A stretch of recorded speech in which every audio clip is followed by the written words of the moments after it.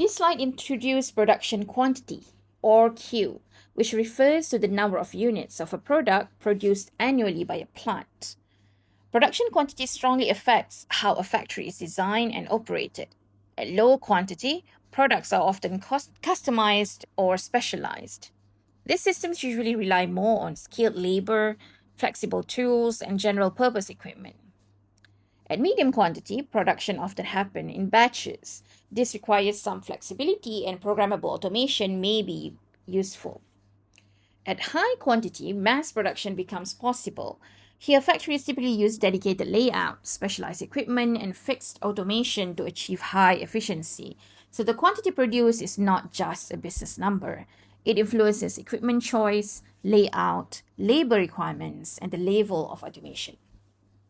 However, quantity is only one side of the story. The other side is product variety. Product variety, or P, refers to the different product designs or types produced in a single plant. This slide shows two forms of variety: soft variety and hard variety. Soft variety means the products are different but still share many common parts or features. For example, several car models from the same platform with different trims or body styles. Hard variety means the products are fundamentally different and share very few common parts. For example, comparing a passenger car with a heavy truck. As product variety increases, manufacturing becomes more challenging. The system needs to handle more setup changes, more planning, and there is more complexity, more inventory types, and more flexible machines and workers. So a factory that produces one standard product is much easier to optimize than a factory producing many different products. So when we combine quantity and variety together, we arrive at one of the most important ideas in manufacturing systems. This slide shows the inverse relationship between product variety, P, and production quantity, Q. So in simple terms, factories usually cannot maximize both at the same time. If you want high variety, you usually end up with lower quantity. If you want high quantity, you usually need lower variety. At one extreme, high variety and low quantity correspond to custom jobs.